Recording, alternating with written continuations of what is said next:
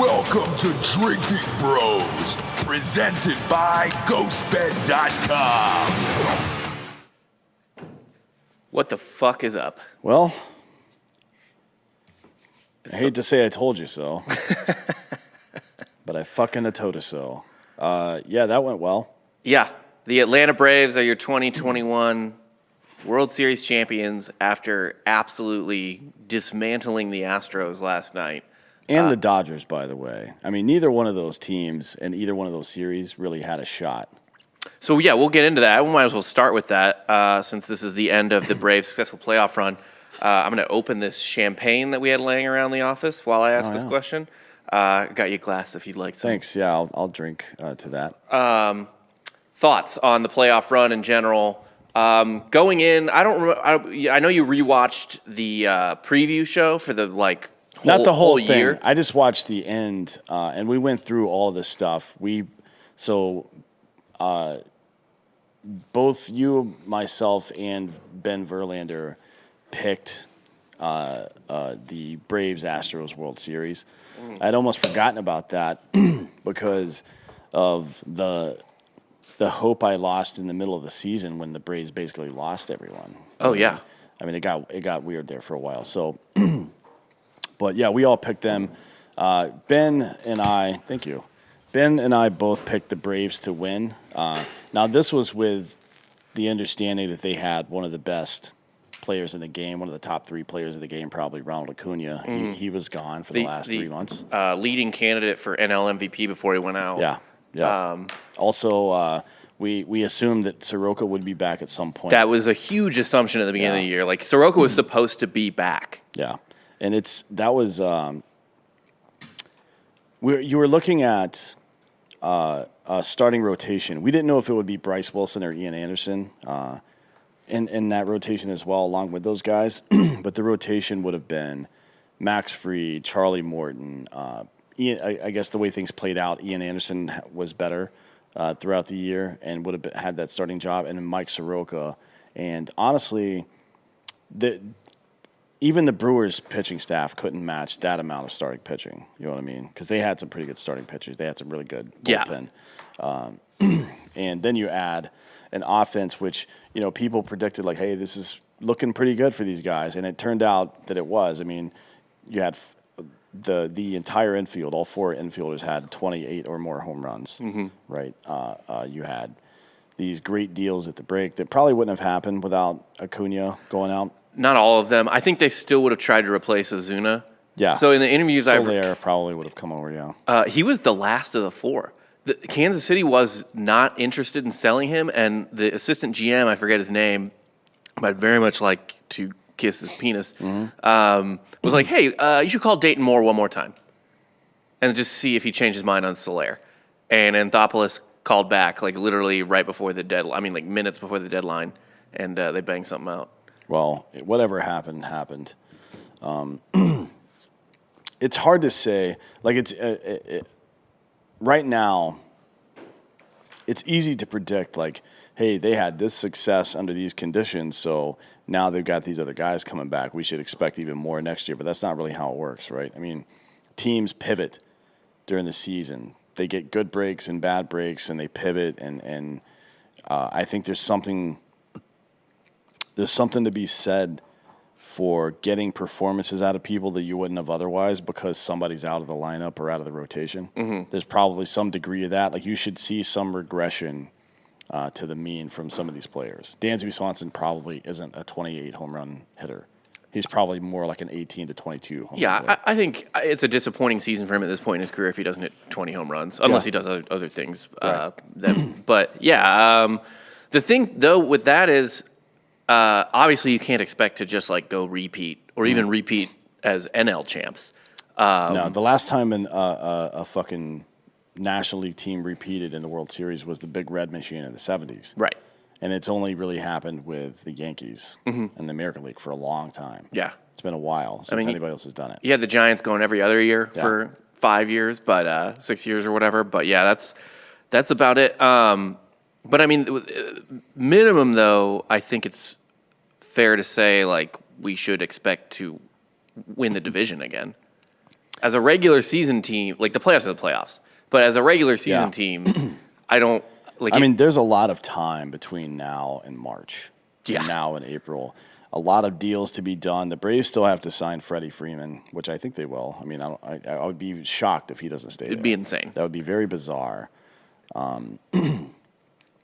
They still need to figure out which of these new outfielders they've acquired that they want to extend on. I think Rosario and Soler and Duvall are probably in the lead over Peterson at this point. Man, so that's one thing that's interesting is Peterson was the biggest like clubhouse guy of the four, right? Like he was the guy that basically got the clubhouse like loose again and is a huge presence there. And so it's like, I mean, like it's like picking your favorite kid in a way. Like I don't know who I would want to not be there. Yeah, I mean, look, there's no bad option out of any of those guys, really, if you think about it from that perspective. Duvall is kind of a knucklehead. Like, all the stuff you get from him. Man, his base running errors feel like a year ago. Yeah, it does feel like a year ago, but I never forget. The North remembers, motherfucker. So I don't think I'll forgive him for that. Jock also, the other guys provide a lot more substance. Right, like you're going to get more out of Rosario and Soler than you will out of either one of those other two guys. So if it's me, I'm prioritizing them. I would agree with those two being the priorities, and that's really not recency bias. And because a lot of people would say, well, oh yeah, of course you're going to pick like the NLCS MVP and the World Series MVP, right? But Rosario had some injury issues and a down year here and there, but he's a fucking legit 30-plus home run guy. And you saw what happens when he gets hot. I mean, he's hit 30 home runs a number of times in his career. He's not a young buck. He's like 31 years old. Right. He's got a lot of experience under his belt, and now he's got a lot of success in the postseason under his belt.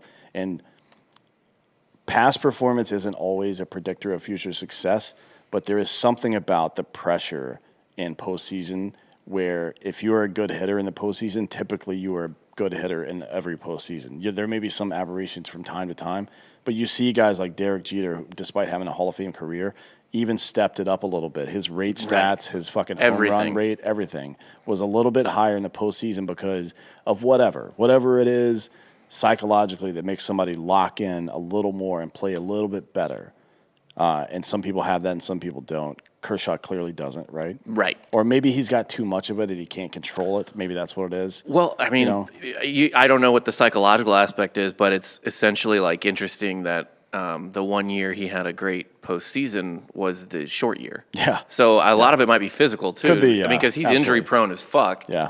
Yeah. He missed this year, even despite having a shortened season last year. So there's a lot of stuff that goes into all that, but Rosario has been around for a while, and now that he's had postseason success, now that Soler's had that amount of postseason success, I don't think you can fucking get rid of those guys. No. You have to do what you can to keep them. And one thing I like about Rosario and Soler to a little bit of a lesser extent, but Rosario in particular, is that he's a fucking fearless hitter. Yeah, he doesn't give a shit about taking two strikes right down the middle and then still seems to – I don't know what his numbers are hitting with two strikes, but he doesn't let the pitcher back him into a corner. No. He feels comfortable in any count. He doesn't care who the pitcher is. Yeah, that's true as well. Yeah, but he's also comfortable in any count. And there isn't really any huge hole in his swing anywhere. Like Austin Riley, if you bury a fucking curveball or slider low and it starts in the strike zone, you're probably going to get him to strike out. To be honest, you can bait Austin Riley. Yeah, for sure. I don't see anybody baiting, even lefties. I don't see baiting Rosario. So he's a fucking really good baseball player. Yeah, I mean, I'm sure the numbers bear out over like a long term, like over a full season, that Rosario is probably better against righties than lefties, or something weird like that, or something normal like that, I should say. But like when I watched him in the postseason, like he just attacked, like he was a fucking attack dog. Yeah. Like that's so.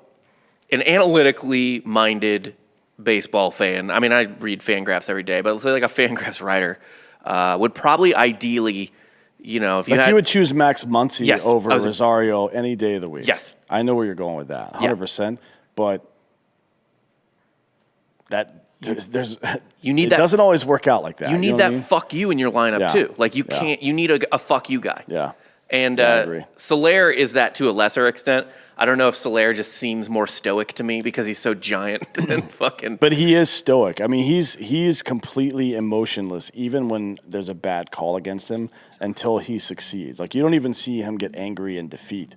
But No. when he wins, he's like, "Fuck you," like I got you. And he won about as hard as you could last night on that home run. I haven't seen people swing that hard and make consistent contact like that since Vlad Guerrero. Now, he's nowhere close to Vlad's level of talent.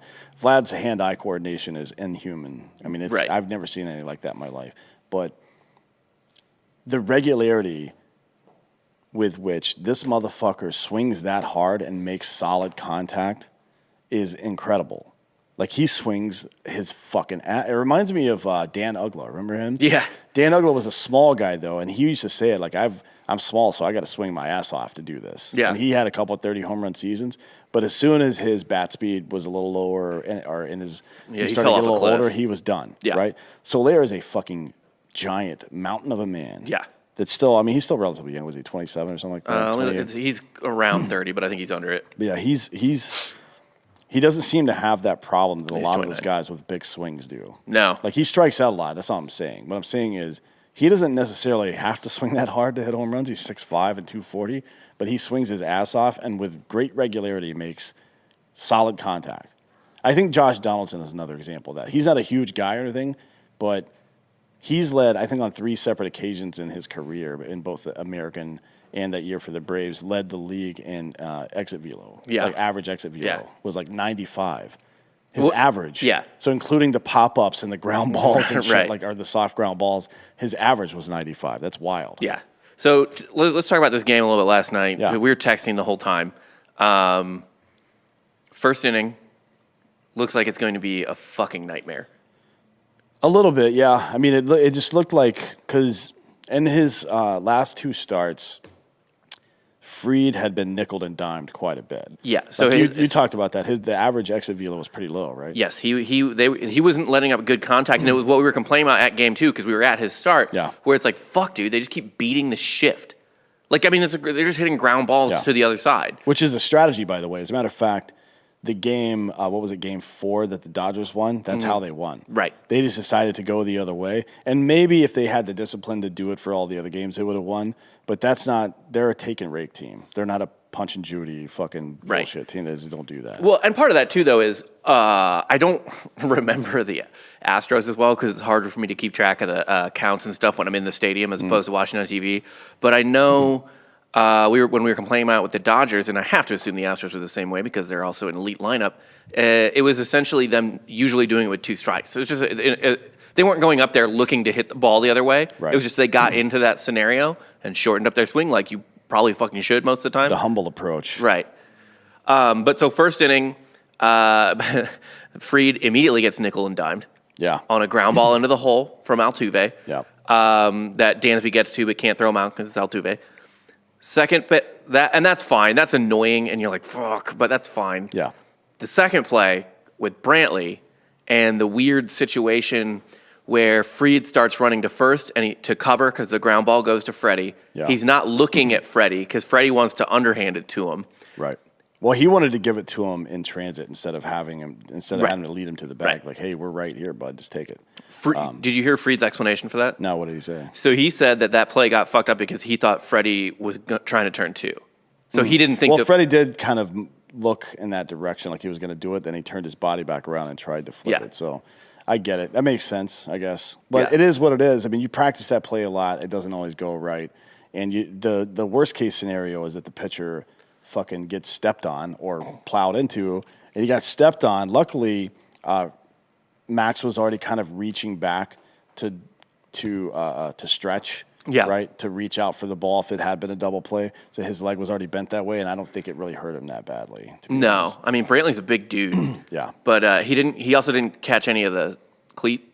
Like it was the flat part of the shoe that. Yeah. It was the flat part of the shoe. It didn't catch a cleat. Although Brantley was wearing rubber cleats Yeah. anyways. Like the hard rubber still kind of sucks, but it's not metal. Right. The other thing is he was out. He was fucking out. Did you guys watch the He fucking play? Didn't touch the base. He never touched the bag. And Max, not only did his fucking heel go back into the bag after it got stepped on, but he swiped his glove hand across the bag with the ball in it. So here's the question. I don't know why they didn't replay that, because Snitker was just doing like this, like, keep it going. I don't know why they didn't replay that. Yeah, we were both freaking out at Snitker on that. Although part of it is, I don't know that Snitker saw. So part of me was like, that's probably on someone else. What's the booth, right? They to call and be like, hey, like, review that right fucking now. Yeah. Because it didn't seem like the dugout had a good view of it. Because no one was reacting like Brantley didn't step on the bag, right? Like, it's not like Freddie and Max were like, well, actually, Max was. But even Freddie, who was right there, wasn't like, come on, like, review that shit. So I don't think anyone saw it. Maybe not, but he was definitely out. Yes. But who cares, because he did what you expect out of Max Fried, which is just lock motherfuckers down after that. So I said to you before the game, or before we left the office, I was like, because Dan was talking shit, being like, dude, I don't know if I could bet the Braves. Fried sucks. I got to put that over. Terrible. He threw one of the best closing games in the World Series of all They time. compared him to Glavine. That was sick. That was, I'm glad Smoltz was there to defend Glavine, because Glavine threw that 8 innings of shutout baseball in a 1-run game against an even better lineup. Is against one of maybe the best World Series offensive lineup of all time, except for maybe the Murderers Row Yankees. Let's be real. They had fucking Baerga at his prime, Kenny Lofton, Carlos Baerga, Manny Ramirez, Albert Bell, Jim Thome. Like, and in decline but still dangerous Eddie Murray. Yeah, Eddie Murray was on that team, and he had like fucking 29 home runs that year. I think. So that's why honestly, in the modern era, is probably the best offensive lineup that's ever been in the World Series. I think Manny was hitting like 7th for them or something crazy. Yeah, he was. He hit 6th and 7th that year. It was like his sophomore year, I think. Yeah. Anyways, Glavine, 8 innings, shutout. Fucking, I think he had like he did no hitter through 6 too. 3 I think walks or something like that. 1-run game through the entire way. He didn't have a 7-run cushion. Not that Fried had that the whole time, but he had 5 by the 5th. That's a lot. Or 6 by the 5th. That's a lot of runs. Yeah, to be honest. So not really, in my opinion, comparable. Although the Astros are a pretty good fucking hitting team. I mean, the Astros are an elite line. I mean, probably you would think out of the 117 World Series that have been played, that's probably a top 15 lineup that's ever been in there. Probably, yeah. Which is funny, because the Braves, with a unproven bullpen and a decimated starting rotation, did what the 90s Braves just weren't capable of doing, which is shut down a very hot-hitting baseball team. They didn't shut them down. They strangled them to death. Yeah. I mean, it's if you look at the scores from these games, this is not what I expected at all. What I expected to happen was Game 5, right? I expected 9-5 games. What I didn't expect is 6-2. I mean, look, the Braves scored some runs. Here and there. So I expected the Braves to score because the Astros were missing McCullers. Yeah. And as they were kind of the inverse of the Brewers, where they had one elite unit and then a unit that complemented it by doing just enough, which is what their starting rotation was. The Brewers scored 6 runs in 5 games. 4 games. 4 games, I'm sorry. The Dodgers had a little bit more success, although Trey Turner didn't do a goddamn thing in that series. Mookie Betts was good, but he had a lot of fucking singles and doubles. You know what I mean? There was and I know Chris Taylor gets a lot of love for what he did, but that was really confined to like 2 games. Yeah. Most of his work came on 2 swings, really. Well, 3 swings, I guess. Right. But yeah, the Braves pitching staff was impressive. Anyways, back to this game specifically. So there's men on first and second with Fried, nobody out. Yeah. And he just nuts up. Yeah, he got one of those strike calls was bullshit. Yes. I mean, it was like probably 6 inches low. Whatever. I mean, the Braves, I haven't seen any statistics on this, like for historical comparison. But the Braves had 9 consecutive. I don't even know about this game last night because I haven't looked. We had the advantage last night on the scorecard. The Braves, there is this an organization that ranks the umpire scorecard and it'll tell you how many runs the other team got because of bad calls, basically. Yeah, whichever team. It's a Twitter account. Just look up Ump Scorecard on Twitter. You'll find it. It's really good. And the Braves had 9 consecutive games where they gave up some runs. Now, usually it was somewhere in the 0.3 to 0.5 less than range. 1, and it usually is less than 1. Yeah, it usually is less than 1. There was one game, the game we were at actually, where it was 1.4 or something like that. Something crazy, yeah. Not that would have mattered at the end of the game, but you got to think about momentum and how, like, what point during the game would that run have been scored, and then what's that look like, and how you use your bullpen after, right? Right. So it's Fried came in and got a good call finally. Yeah. But yeah, I mean, most of the pitches he made were fucking strikes. He was dealing. He was dotting everything. Yeah. Like he and what's interesting too, and Smoltz was talking about it, by the way, in the first inning, prior to, even though he did get nickel and dimed again on exit velo, prior to getting stepped on, control wasn't good. No, maybe it locked him up a little bit. It's hard to say, right? Yeah. But he struck out. Alvarez didn't do shit in this series, by the way. Not a fucking Well, I mean, thing. none of them did. No, nobody really did. Alvarez and Altuve especially. Well, Altuve hit their only homers, at least. He had 2 home runs. But coming back with 2 guys on, striking out Correa and Gurriel with runners on, big deal. Getting to the second inning, nothing really happens. That was a quick inning for both teams. Yeah. Very few pitches thrown. And I'm starting to think, all right, here we go. We're going to get locked into one of these again. And to be honest, I'm fine with that because advantage Atlanta, because they have a deeper pitching staff. Even though I don't fully trust Mentor and I don't trust Lou Jackson at all, they have had some success, so I feel okay about that situation.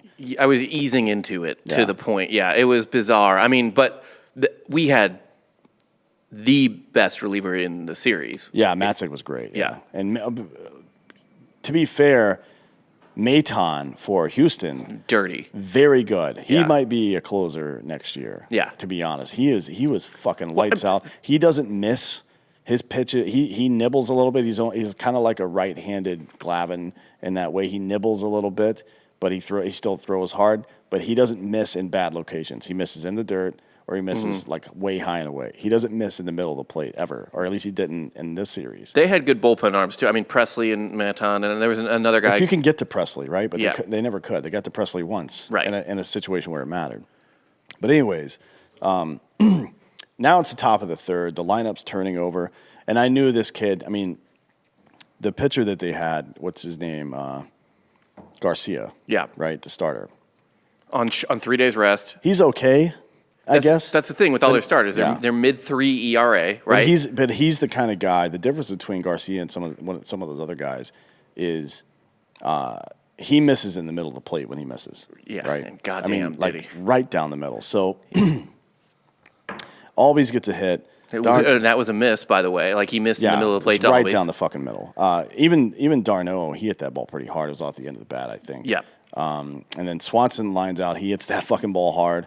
Rosario walks. I don't know why they even pitched to him. I know that there's a guy on first base, but there's no rule that says you can't walk the guy. Right. Just walk him. If that's your plan to walk him, why waste the pitches? They were very clearly afraid of Rosario, who, by the way, had anything anywhere near a strike. No, and he was robbed of a double in the first inning. Yeah. That was He actually hit that ball hard. Yeah. Yeah. That's another guy, Tucker, who they didn't miss George Springer this year. That's not something I would have called before the season. Right. But the Astros clearly did not suffer because they didn't have George Springer. You know what? I think they missed him in October a little bit. He's a killer. He's in the playoffs. good in October, but so is Tucker. Yeah. I mean, he fucking lit it up. Anyway, Soler comes up with 2 guys on, and I think you seem to be getting amped up at this point. I was. You were like, I don't mind having Soler up with 2 people on. I'm like, yeah, this is a good situation for them. And Because we were kind of like, rooting a little bit for Rosario to get a hit, Yeah, if for anything, sure, yeah. because it's Rosario, and Albies is on first, so a double scores him. Yeah. But, I mean, I was honestly kind of rooting for the walk because I love Jorge Soler. He was my personal favorite acquisition in the year because, like you said, I mean, when he hits it, it's fucking murder. He's exciting to watch. He also seems like he's like the second person in World Series history to have 3 go-ahead home runs. Right.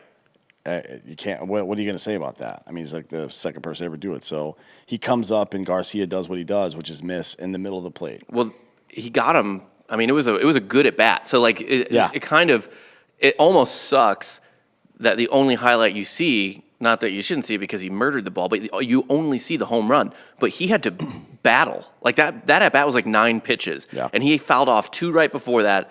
I mean, it was an intense at bat. I know Garcia missed, but Soler earned that miss. For sure, yeah. I mean, he took close pitches, 2 for balls, 2 and 3.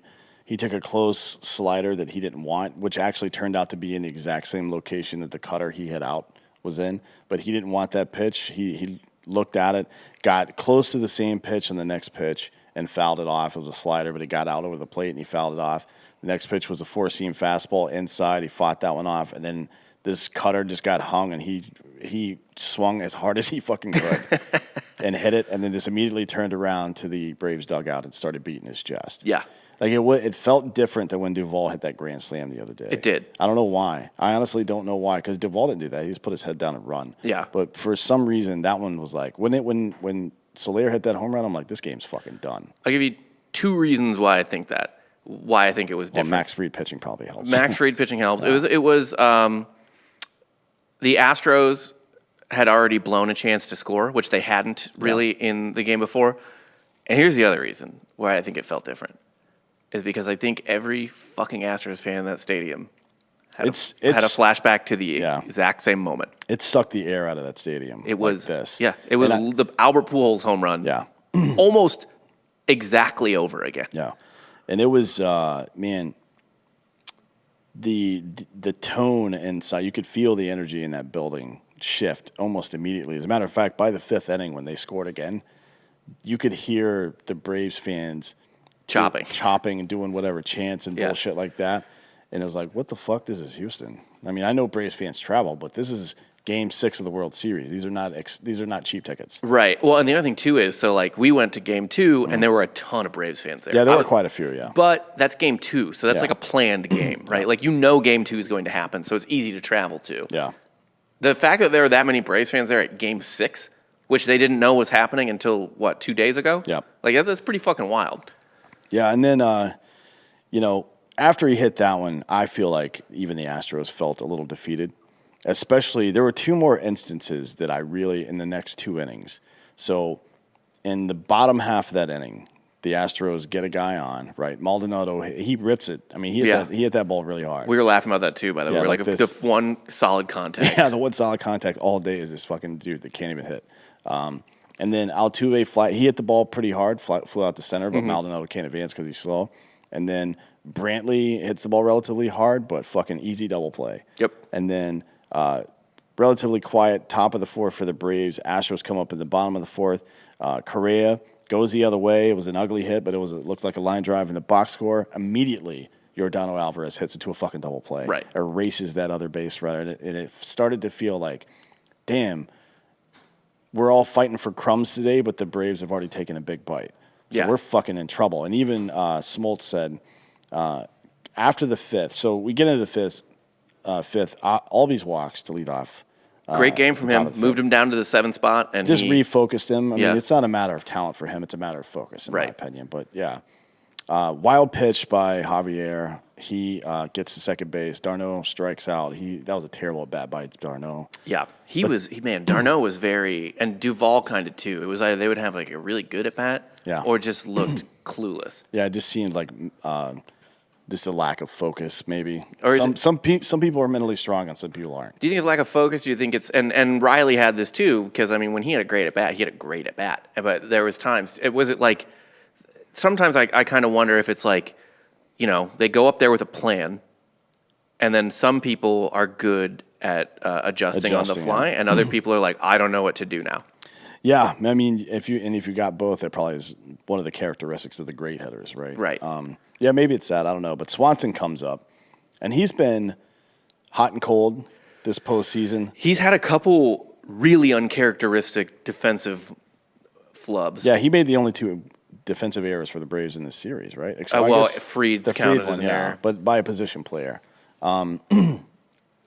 he again works a 2-2 count off of Javier, and homeboy threw him like a fucking belt high 94 mile per hour fastball, maybe a little in, but not too far in. It was like right down the fucking middle, and he crushed it. Yeah. I mean, that's the pitch that you cannot throw to him. That's the one pitch. Yeah. Because all series long, the sliders that start at that location, as a matter of fact, the last 2-3 pitches before that were that pitch, that slider. Right. Swung and missed twice, kind of fouled the other one off, and then they threw him a fastball in the spot where the slider starts, thinking that was going to get him out. I don't care how many sliders in a row you throw, you're not getting Dansby out on that pitch. No, and that's his favorite pitch is the one he hits. This is what drives me crazy when people are talking about the Braves today. It's like so improbable. Like they were the worst team entering the playoffs. Like, okay, by record, certainly. Like I can't argue that. That's literally true. But like that guy's hitting ninth, and he has 27 home runs. Like it's kind of dumb. It's really bizarre the amount of and. So I'm going on this rant real quick before we get back into it. That is the narrative taking hold right now, and it's like, oh, it's like the 06 Cardinals and shit like that.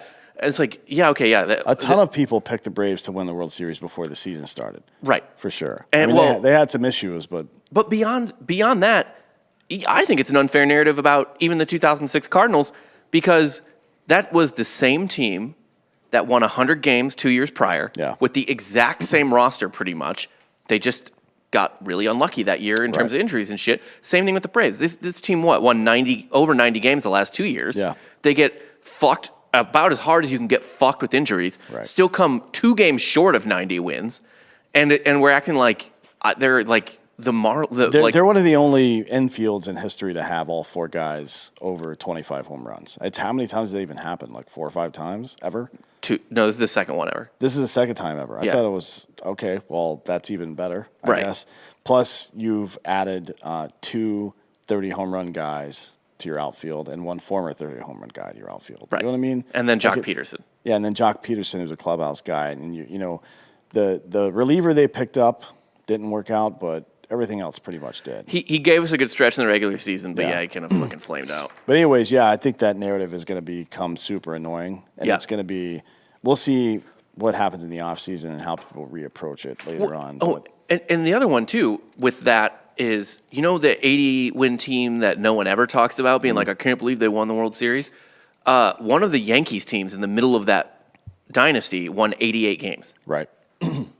No one knows that. Yeah. Because you don't think about it. Because it's the same fucking guys. Yeah. It's just every year is a little different. Yeah, it's stupid. And speaking of stupid, so the other Taylor gets brought in lefty to pitch to Rosario. So at this point, Dansby didn't homer off the starter, Garcia. He homered off what, Valdez? Javier, sorry. Javier. And so this is the thing that killed the Astros all series is that their starters were just okay. They're great. It's a good rotation for the regular season to complement that offense. Not a great postseason rotation.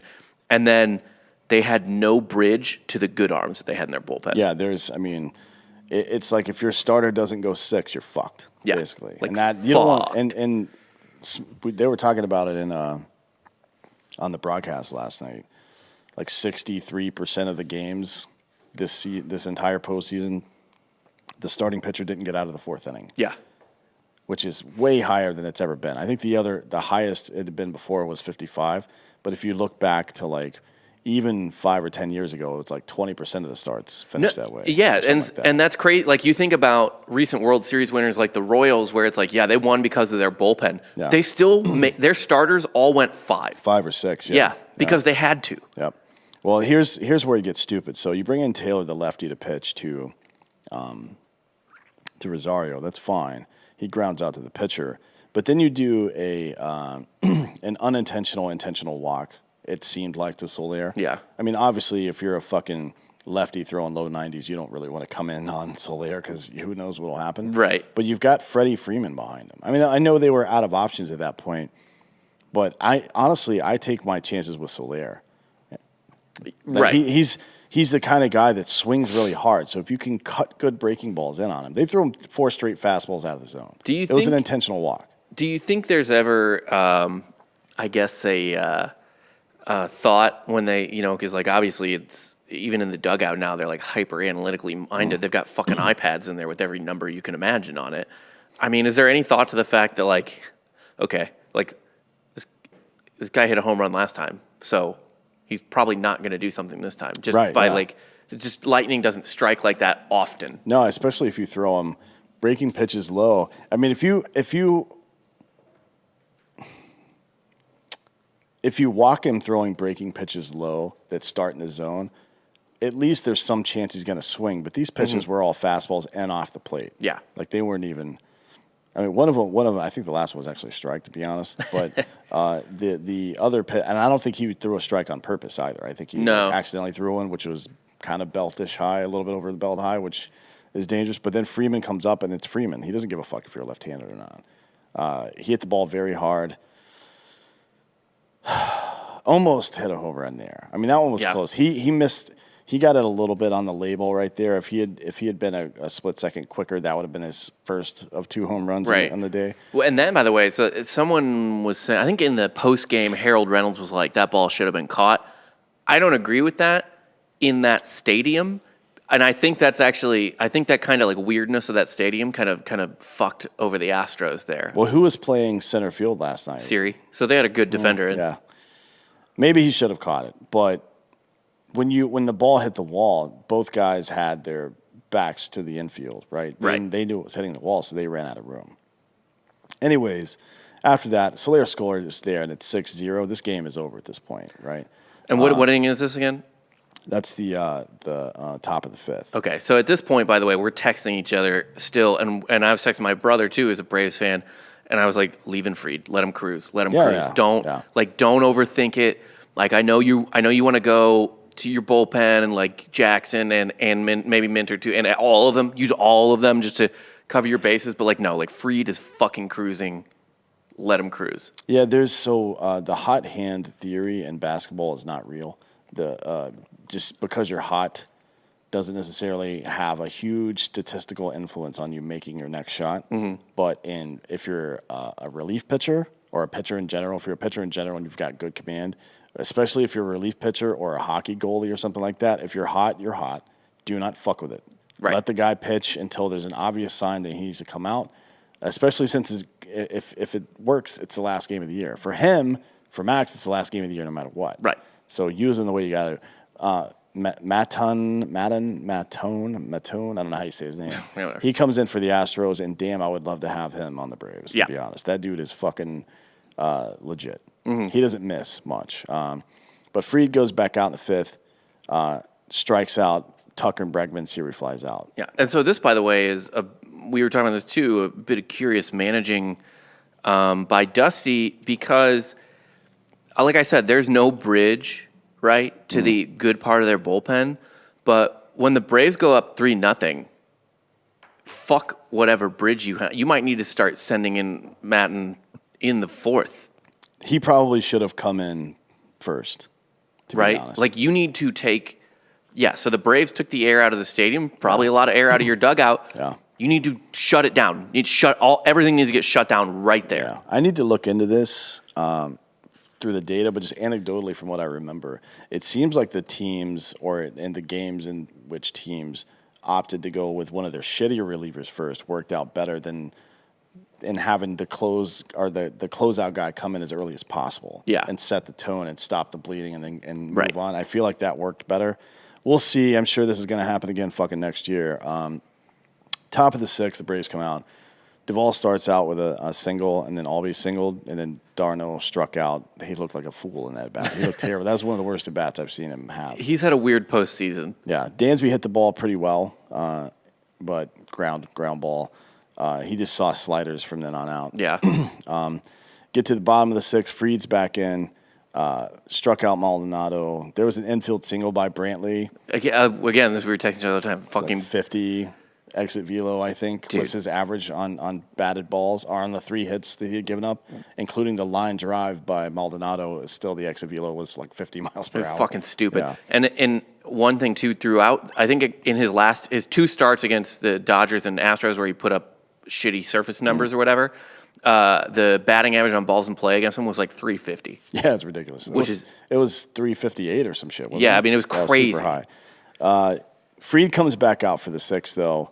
A runner gets on, Brantley gets on, and you're like, all right, this is the moment where if Fried's going to lose it, that'll happen right here. Mm-hmm. And he throws a fucking slider to Carlos Correa with 1 strike that made him look like a fucking goober. Dude, it felt like Correa had a foot out the door. Or he took that pitch on for the 5th pitch of that at bat, but he was like, that slider broke so hard. I'm like, holy fuck, dude, how did he take that? I think he was looking fastball and just got frozen, and if it had been a strike, he would have been done. Yeah. Because the next pitch was not even a great fastball. It was 94 high and away, and he swung right through it way late, by the way. He was definitely looking for that slider on that pitch. Darno misses the goddamn ball, and I'm like, oh, fuck, here we go. That wasn't where the pitch was supposed to go. No, of course not. No, right. But it worked out that way.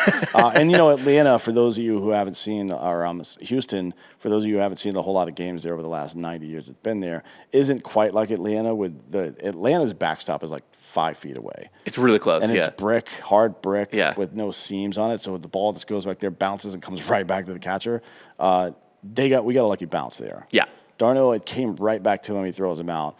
And after that, I'm like, all right, cool. Let's see. I was really curious to see what Snitker would do, because Bobby Cox would have put Luke Jackson in at this point. Honestly, he would have. He would have put Luke Jackson in. He was very dogmatic with this is my 7th inning guy. This is my 8th inning guy. Yeah. Luckily, that wasn't the case. But before we get to that, top of the 7th inning,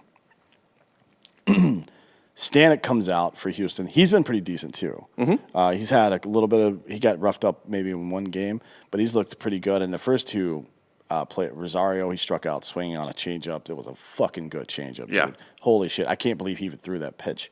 It was a splitter, not a changeup. It was pretty.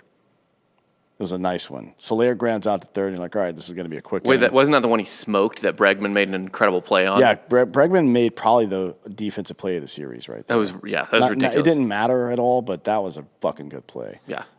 Then Freeman comes up and, just annihilates a slider away. I wonder if a lot of Astros fans, they probably don't watch the Braves very often, because this was a classic Freddie Freeman swing, and if you don't watch Freddie Freeman very often, you don't understand how that ball went out on that swing. You know what I mean? Because it's always just like this, hack. Yeah. You know what I mean? It doesn't seem right. Well, I mean, it looks like he should have hit that off the label and it breaks his bat. Right. But he's trying to do that. He's actually caught it on the barrel, and it went 420 feet. I mean, it was pretty much dead center. Yeah, he hit that ball hard. And then in the bottom of the 7th,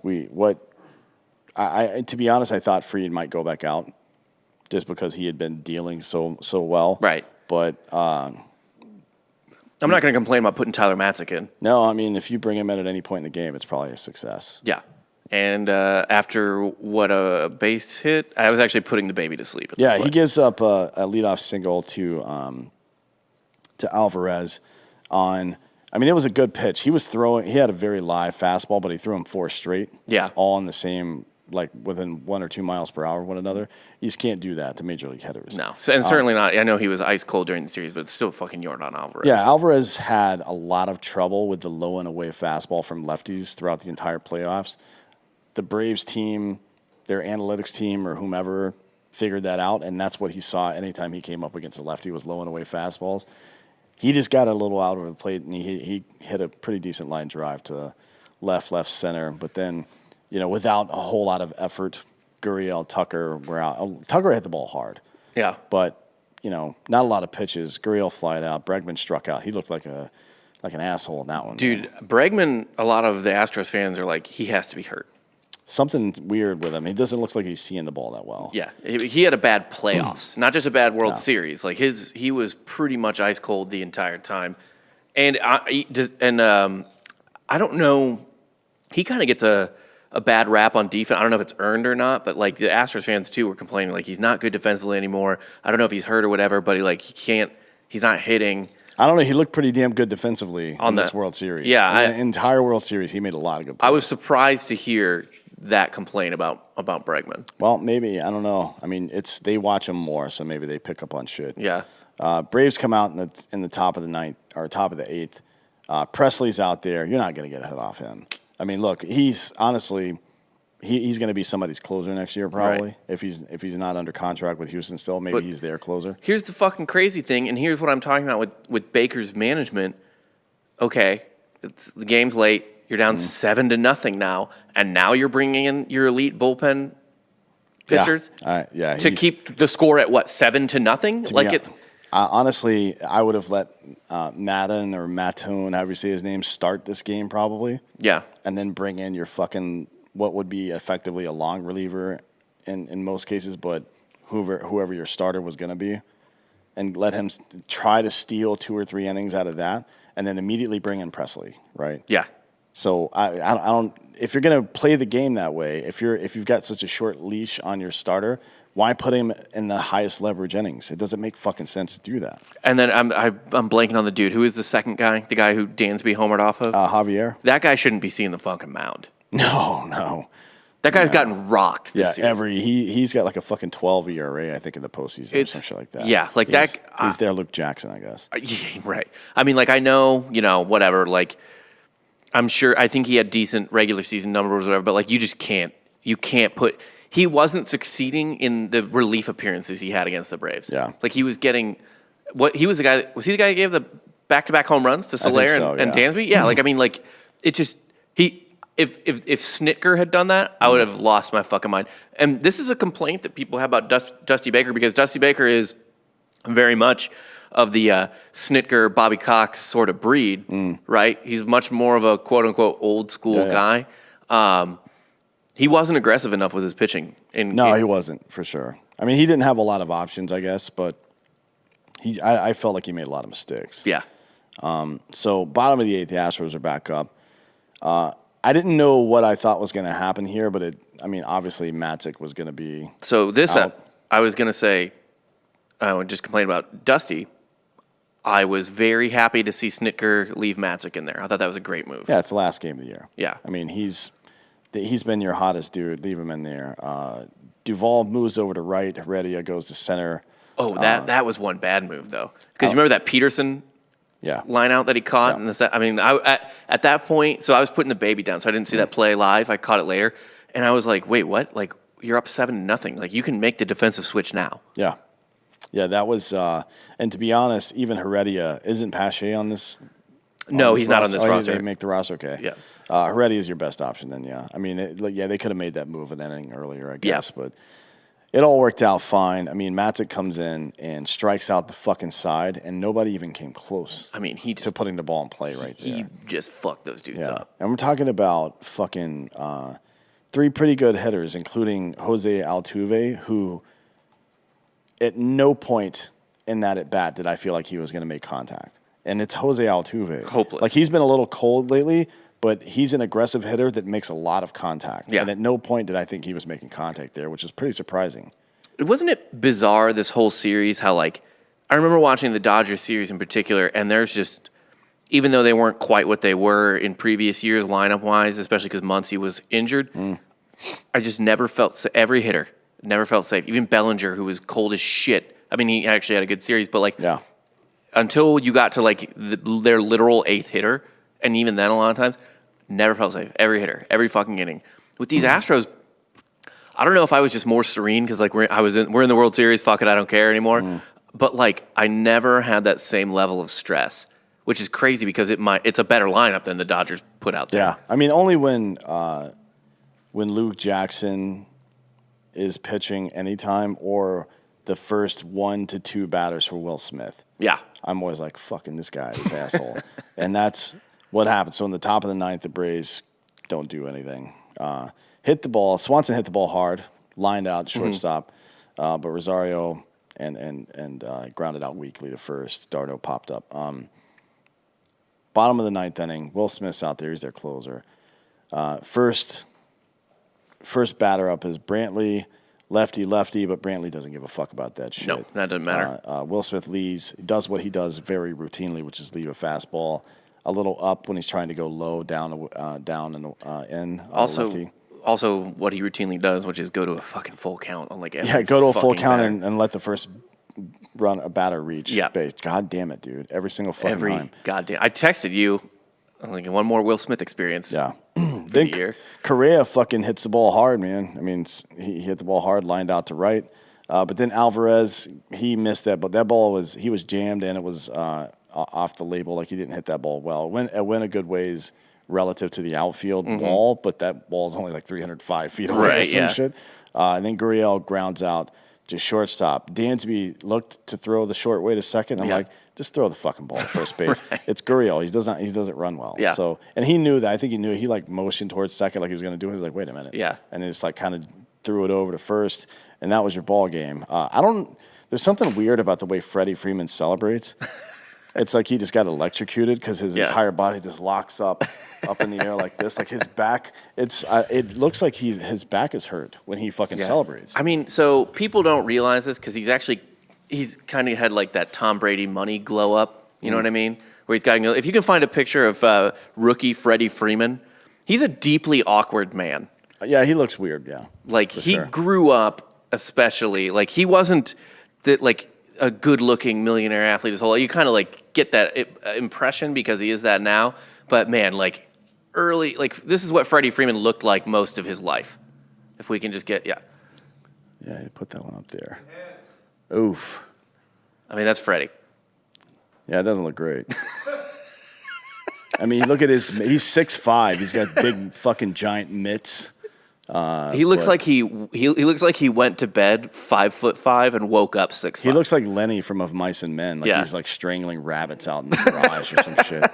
But he could sure as hell hit a baseball, and he did last night. Yeah. And that was it. It's really, we were talking earlier today about dynasties and stuff. It's interesting that this Braves team, who even when they made the playoffs last year, we all kind of intimated that we thought they were kind of a year ahead of schedule maybe. And like they should have made a deep run this year with the proper team. And they didn't have the proper team, but I think there was something about the composition of the organization itself that pushed them towards this stuff. It'll be really interesting to see what happens next year when people are healthy, if the lessons learned are carried over or if they're forgotten about because now we've got a full squad. Teams make those mistakes quite a bit, and it's extremely hard to repeat in any major sport, but especially in baseball and football. Like you just don't see like how many basketball has three-peats all the time. Shit, like I say all the time like that, but it's happened a bunch. There's back-to-back winners have happened a lot. A shit ton like back-to-back winners. The Lakers have gone back-to-back and three-peat twice in the last 30 years. Rockets went back-to-back. The Bulls, if you go back to 91, had 2 three-peats. I mean, what the fuck, man? The Warriors have won 2 in a row. There have been a lot of back-to-back winners. Right. But football, you don't ever see that.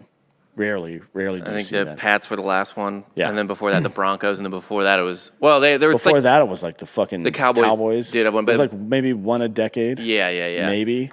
I don't think did there hasn't anybody been, win back-to-back in the 80s? The Niners probably. Maybe. Yeah. You would think. They won 4, but were any of them in back-to-back years? I don't know. Anyways, you definitely don't see it much in baseball. The Yankees have done it, and other than them, the last National League team was the fucking Reds, right? Like we said before. And I think, so the Yankees, so the Blue Jays randomly did it in the early 92 90s. and 3, yeah. Yeah. But the Phillies were better than the Blue Jays. They just were a bunch of knuckleheads. Lenny Dykstra was one of their team leaders, if that tells you anything. Yeah, it's not ideal. No. It was fun, this baseball season. It was fun.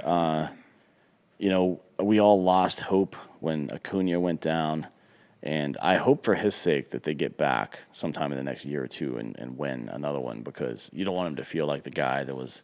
You don't want him to be your franchise player that never won. Right. The 1 year you guys won. I mean, look. Fucking, I know he didn't play in the World Series. I know he didn't play the second half of the season, but the Braves probably aren't buyers if he doesn't have the first half that he had. Yep.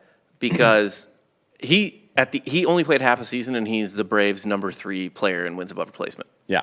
Like he did about as much as any baseball player could do to keep a team afloat for the first half. Because Riley and Freeman had great years, but that was almost all accumulated in the second half. Yep. Like they were kind of struggling in the first half. It really Acuna kept the team alive, and then he went down, and Anthopoulos, who, by the way, couldn't be there because he had COVID. Yeah. Which sucks for him. Really fucked up. Yeah. I mean, it is what it is. Like, he's... There's a lot of like Billy Beane doesn't even go to the games. Right. You know what I mean? That wasn't just for the movie. He literally doesn't go to the games. He doesn't watch them on TV. He just does his work and then goes home, I guess. Yeah. It's too much stress for him. I don't know what the fuck. But yeah, this will be, this offseason is going to be really interesting to see who they keep. It'll be interesting to see if Soroka is able to get healthy again and start playing baseball. I mean, I've never seen a fucking pitcher lose 2 years because of a leg injury. Well, he re-tore it. Yeah. Which is fucking crazy. Yeah. It'll be interesting to see where a lot of these free agents go. Like Max Scherzer's a free agent, right? Mm-hmm. Max Scherzer, Carlos Correa, Freddie Freeman.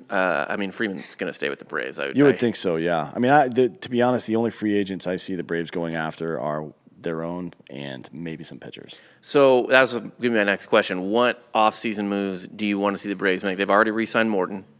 Yeah. So presumably, bare minimum, they're going to run out Fried, Morton, Anderson, Inoa. Yeah. And then... I don't know about Inoa. We'll see if he bounces back. This is going to be his sophomore season, and that's a problem for a lot of pitchers. He had limited time, but he didn't really seem to bounce back after he came back. Maybe he was out of rhythm. Maybe he's still hurt. Who knows? Because he was dealing when he decided to randomly punch a bench or some dumb shit. Yeah. Corey Seager's out there. Seager is going to be a massive... Yeah. People are going to chase that dude. For the Braves, for the Braves, I gotta think that some of these big name starting pitchers are probably. I mean, how much does Max Scherzer care about money at this point, and how much does he want to get another chip? I don't know. And one thing I've heard a lot of is he's strongly considering finishing out his career at home with the Cardinals. Oh, really? He's from St. Louis. Oh, that's right. Yeah. So. Maybe. I mean, that would be interesting. That would be a good division for him to pitch in. I could see him. I guess I could. I don't see him going to New York. No, he doesn't want to do that. Maybe Boston, but not New York. I think he liked L.A. I think he would go back. Yeah, he might go back to L.A., and they've certainly got the money for it. Who else we got out here? Robbie Ray from Toronto is a free agent now. He's eligible for a qualifying offer, but he is maybe the Cy Young front runner in the probably, which AL? means he's going to get some. He's probably going to try to leverage some big offers to get Toronto to pay him more so he can stay in Toronto. That'd be my guess. Yeah. Right. Which is fine. Good for him. He's certainly had the year for it. Kevin Gossman is a free agent. Interesting that he's on the end of that, and he's not going to win it, but he's going to get Cy Young votes. He'll get Cy Young votes. The Giants paid him like $19 million this year. So he's probably looking at somewhere in the high 20s, low 30s, I would guess, for a 3-year deal. He's 31 years old. The Braves aren't going to be in on that at all. No. I mean, they would love to have him back. Yeah. Kimbrel's a free agent, I believe. Kimbrel's a free agent. Marcus Stroman, if you're looking – I mean, look, starting pitching isn't really the issue, I don't think. For Atlanta? Yeah. No, I mean, we need so if Soroka is able to come back, they don't necessarily – I mean, you want depth, of course, but then you add depth. You don't need – I mean you don't necessarily need to break the bank on that. No. If it were me, the number one priority, aside from just bringing back as much of those outfield acquisitions as you can, is just take your bullpen from great to fucking obscene. Well, I would take it from good. It was only good. Yeah. 2 guys were great. That's fair. But, yeah, I mean, I would try to get Kimbrel in there, and I would make him the closer. Once you have Kimbrel, it would be relatively easy to find another pretty good right-handed reliever, and when that's the case, you can use Mentor during the regular season and deal with his hiccups. And when you get to the postseason, if he's hot, let him pitch. If he's not, you still got Matzik and Will Smith. You know what I mean? I mean, you're in a really good position at that point to turn 9-inning games into 6-inning games. Right. So, with the way things are going these days, with fewer and fewer pitchers even making it that far, you put extreme pressure on the other team when you're able to do that. So we'll see. We'll see what happens. I'm also curious to see what is going to happen with Anthony Rizzo's a free agent after a half year, not even a half year. Chris rental. Bryant, free agent as well. Chris Bryant's a free agent and a half year rental. Chris Taylor from the Dodgers is also a free agent. He's going to get overpaid somewhere for sure, right? 100%. Which is he feels like someone you would see like, I don't know, like the Mariners give a bunch of money to make their fans like believe, but it's just not a big enough piece to push anyone over the edge. Syndergaard, free agent, eligible for qualifying offer, but free agent. Verlander, free agent. I don't know what he's going to do. So I was going to ask you about that with the Verlander thing is where does Houston go from here? Because I don't know necessarily that, like, they're on the back end of that kind of golden age that they've been in, but it's not over. I mean, if they've got the money this year, they should definitely keep Correa and look for another starting pitcher and hope that Verlander works out. And if not, you probably start trading pieces away. Yeah. Like if your pitching staff doesn't work out early in the season next year, you probably try to trade that Correa contract and maybe see what you can get out of some guys that you still have in arbitration, like Tucker and stuff like that, to start a soft rebuild. I don't know about Greinke or what his contract's like. I think he's got one more year. He said he's leaving. No, I think he's a free agent. He said he wants to play for a National League team, which I hate to break it to him, but he's not going to get to bat. Yeah. Is that what he wanted, just to hit? He's fucking cares. He's fucking autistic, dude. That's all he wants to do. Yeah, he is hit. a weirdo, yeah. Maybe he'll come back as a hitter like Rick Ankiel or some shit. He would love that. Well, he can't. He's not good enough at hitting to do it. A lot of, let's see, I'm looking at some of the other free agents. Posey's got a club option. He had a 5 WAR this year. He's not going anywhere. Yeah, they're definitely picking up that option. Also, for Posey, I don't know if this would play into his considerations or not, but if he spends his whole time with one team, that increases his Hall of Fame chances. Yeah, that's true, for sure. And look, he's as a catcher with the numbers he's put up and having 3 chips. I think he is a Hall of Famer. Probably a Hall of Famer. MVP as well. Yeah, and an MVP, yeah. Another interesting thing to see will be if Pujols goes back to the Cardinals, since they have a DH now, and finish out his career in one last season with the Cardinals. Maybe splitting time between pinch hitting and DHing. I would love to see him get to 700 home runs in a Cardinals uniform. Yeah, that'd be neat for the fan base. And look, it's a DH, so we'll see how that goes. As far as other relief pitchers that are out there, it's a big list, but like Raisel Iglesias from the Angels, are they gonna try? I don't know what the fuck the Angels do, to be honest. It's ironic that they're named Angels because they're perpetually in purgatory. Yeah, like Kenley Jansen is a free agent. Pass. I mean, to be honest, he seems to have gotten better as he's gotten older, but there's going to be a point where that breaks. Yeah, you know what I mean. I don't know that the money is worth what past performance certainly isn't predictive of future performance. At once you're getting to his age, and he's had weird health problems like with his heart, and he had to kind of redo his repertoire, which seems to have been successful, but it's just a lot of. For the price, a lot of question marks. Yeah, I think you're better off going with actually a buddy of ours, somebody like fucking. Well, I mean, look, Kimbrel is a club option, but are the White Sox in that market going to be able to carry two relief pitchers making that amount of money? Because remember, Chicago paid most of his salary last year, or the Cubs did rather. Right. So I don't know if that's going to work out for him. And also, does Kimbrel want to not be a closer? Because Liam Hendricks stayed the closer. Yeah, he did, yeah. So you would think Kimbrel, who's only been a closer in the major leagues, wants to be that. He's probably going to go to. I mean, honestly, I expect him to go to the Braves. I think he will. I think Atlanta would be dumb to not go after him. The only problem is he doesn't apparently pitch very well outside the ninth inning because he didn't do that well with the White Sox. No, he didn't. I mean, look, you don't. But that's who he is. You want him for that, so let him be that. There's other options out there. Joe Kelly's a club option for the Dodgers. He's like a Draymond Green type. If you have to play against him, you fucking hate him, but he gets a lot of really important outs. Yeah. Unfortunately, got hurt this year. Archie Bradley from Philly is another guy that's out there that you'll be able to get for like $7-8 million for the year, which is for a guy that can function temporarily in the setup role if he needs to be. Like you can plug him in 6, 7, 8, more or less, and get pretty decent results. There's a lot of good bargains out there. Hopefully Luke Jackson goes away.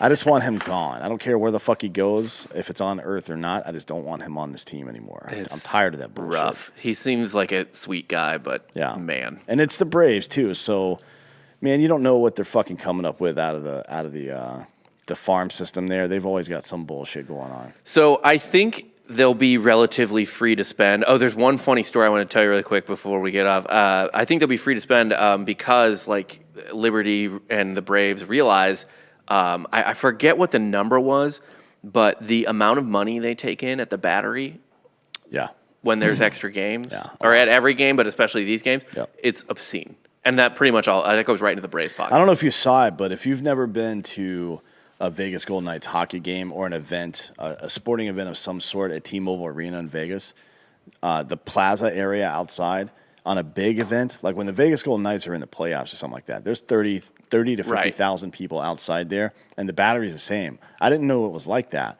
but they started showing these outdoor shots during game 4 and 5. Holy shit, there's more people out of the stadium than there is inside. Yeah. Like they're making tons of fucking money out there. So yeah, obviously they want to make money. Well, that's all the teams are doing that now. They're building the quote unquote mall parks. Yeah, like fucking Texas Live is dope as shit. If you've never been to games at the Ranger Stadium or at Cowboy Stadium and gone to Texas Live and eaten barbecue right afterwards, it's good. It's legit. Yeah. So Terry McGurk is the chairman of the Braves, and Jock Peterson apparently ran up to him right after the World Series, after they won it, and was like, "We're going to fucking Augusta, bro. We're fucking going," because he's a member at Augusta because he's a white man in Georgia. Yeah. And I guess he promised the Braves, he's like, if y'all win the World Series, I should be able to get everyone tee times. So there's just going to be the team's just going to go take over the course for a day, apparently. Wow. This is a bunch of Latinx and white trash dudes showing up to Augusta, basically. You know what I mean? Getting shit-faced. Yeah. Like, you're going to find, like, Jock Peterson passed out on a green with a half-eaten pimento cheese sandwich. That's probably true, yeah. Well, look, good for them.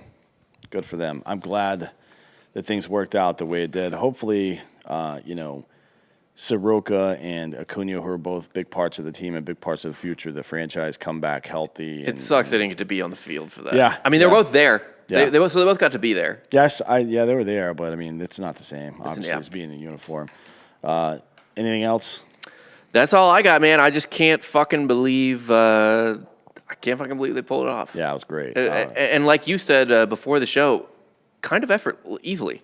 Well, I mean, Milwaukee gave him, I guess, not really any trouble. They only scored fucking 6 runs in 4 games.